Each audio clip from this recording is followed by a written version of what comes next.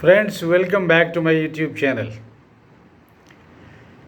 कल अर्थात 27 मई 2022 को रिज़र्व बैंक ऑफ इंडिया ने अपनी वार्षिक रिपोर्ट को सार्वजनिक किया है और इस वार्षिक रिपोर्ट में हम सभी के लिए बहुत सी महत्वपूर्ण जानकारियाँ उपलब्ध हैं।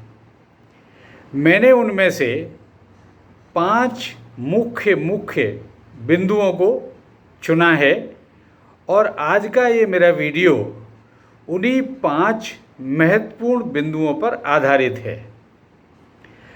सर्वप्रथम मैं एक अच्छी खबर से शुरुआत करता हूँ और वो अच्छी खबर ये है कि बैंकों में जो फ्रॉड होते हैं और उन फ्रॉड में जो हमारी धनराशि इन्वॉल्व हो जाती है उसमें बहुत कमी आई है। ये पहला बिंदु है जो मैंने चुना है और जो बैंकों के लिए बड़ा संतोषप्रद भी है।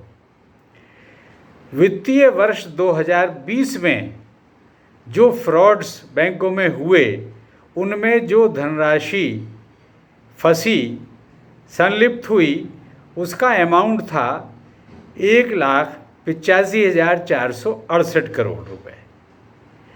वित्तीय वर्ष 2021 में ये घट के रह गया 1,38,211 करोड़ और 2022 में ये और कम हो गया, बहुत अधिक गिरावट देखी गई है और वो अमाउंट है 60,414 करोड़।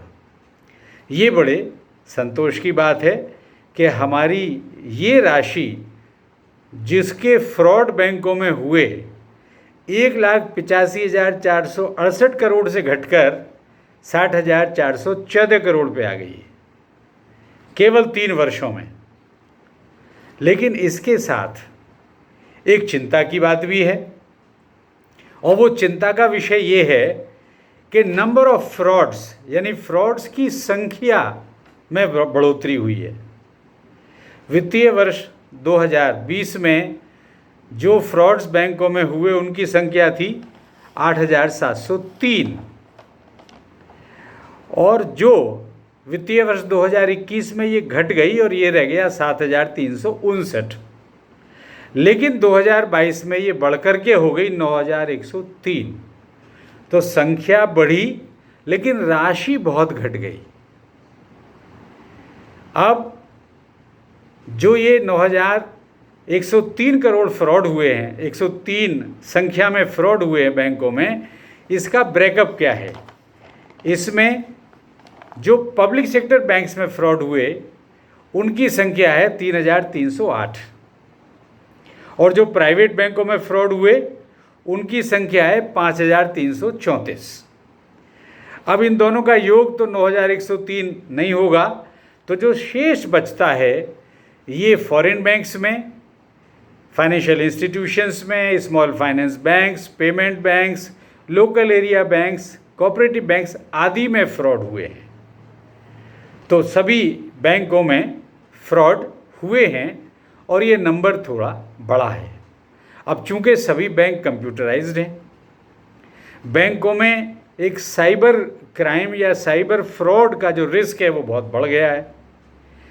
विचारणीय विषय ये है कि इनको कैसे रोका जाए। लगभग सभी बैंक्स अपने अपने स्तर पर ग्राहकों को जागरूक करने के उद्देश्य से तमाम अपनी प्रयास कर रहे हैं। अपनी वेबसाइट पर एक हमेशा एक स्ट्रिप चलती रहती है, किसी के साथ अपने अकाउंट की डिटेल शेयर ना करें। कोई फ़ोन आपको आता है और कहता है मैं बैंक से बोल रहा हूँ, उस बात पे विश्वास न करें। अपनी KYC डिटेल अपडेट करने के लिए उनको अपनी जानकारी शेयर ना करें, कोई OTP शेयर ना करें, आदि आदि तमाम बातें इनकी स्ट्रिप में चलती रहती हैं और ये SMS के माध्यम से भी अपने ग्राहकों को समय समय पर जागरूक करते रहते हैं। और ये हम सभी बैंकर्स के लिए बहुत आवश्यक है कि हम इस जागरूकता को बढ़ाने के उद्देश्य से अधिक इन प्रयासों का प्रचार और प्रयास करें, जिससे ये सिद्ध हो जाए कि अगर हमारा ग्राहक जागरूक होगा तो ये हमारा इन फ्रॉड्स को, पर्टिकुलरली साइबर फ्रॉड्स को रोकने के लिए एक बहुत बड़ा हथियार सिद्ध होगा। सभी बैंकों को और बैंकर्स को मिलकर प्रयास करना चाहिए। जागरूकता ही बचाव है, ये मेरा सुझाव है। अब हम दूसरे बिंदु पर आते हैं। दूसरा बिंदु है हमारा, इसी रिपोर्ट में ये तथ्य सामने आया है जो थोड़ा इंटरेस्टिंग भी है कि सबसे कम पसंद किए जाने वाला जो नोट है आज की डेट में वो है 2000 रुपये का नोट, और सबसे अधिक पसंद किए जाने वाला जो नोट है वो है 100 रुपये का नोट।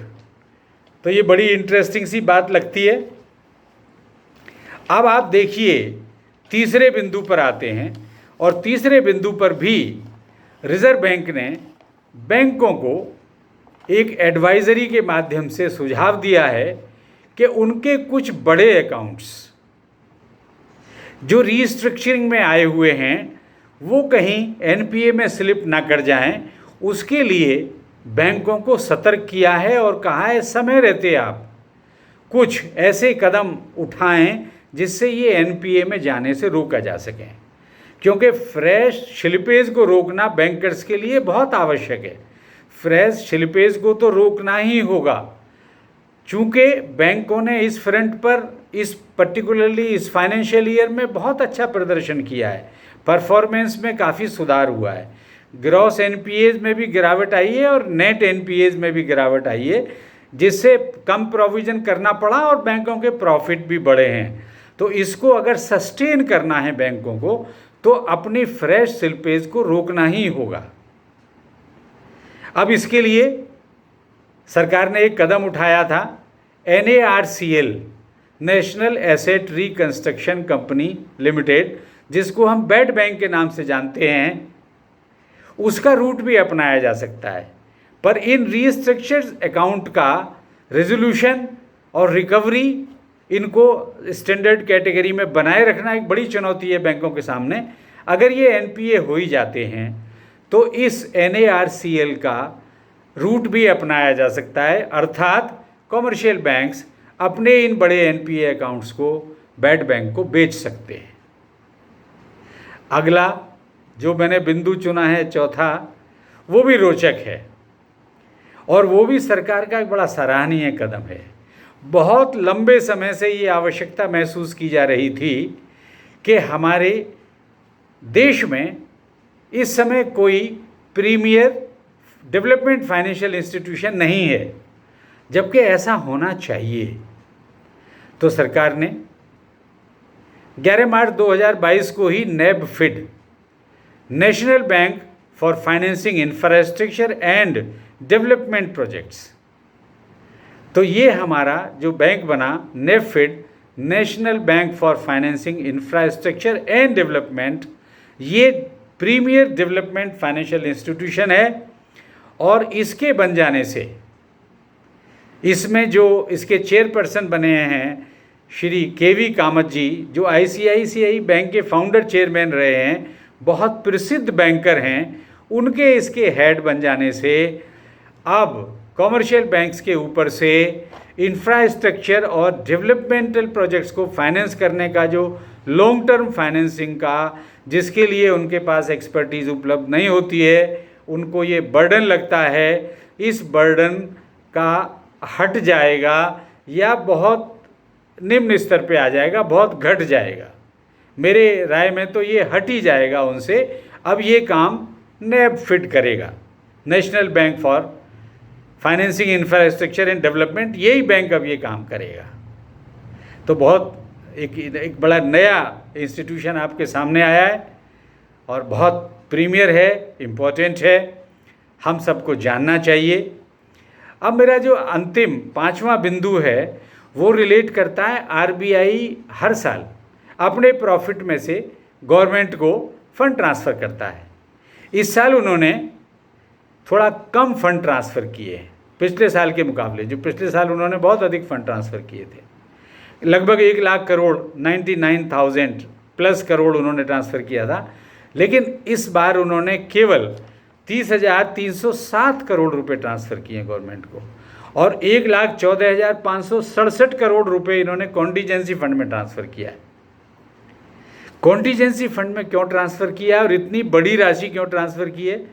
क्योंकि ये हमें मजबूती प्रदान करती है कि समय जब कोई अनएक्सपेक्टेड या अनफोर्सीन कॉन्टीजेंसी क्रिएट हो जाए, इमरजेंसी क्रिएट हो जाए। इकोनॉमी में रिकवरी तो हो रही है लेकिन स्लो और ग्रेजुअल है, और पेंडेमिक का खतरा पूरी तरह टला नहीं है, हालांकि बहुत निम्न स्तर पे आ गया है। तो इन बातों को मद्देनज़र रखते हुए रिजर्व बैंक ने अपना कॉन्टीजेंसी फंड को मजबूत किया है, और इस फंड के मजबूत हो जाने से ऐसी कोई भी इमरजेंसी सिचुएशंस को मीट आउट करने में बड़ी मदद मिलेगी। ये बात भी बहुत महत्वपूर्ण है। मैं समझता हूँ, मुझे आशा है आपके लिए ये जानकारी उपयोगी सिद्ध होगी।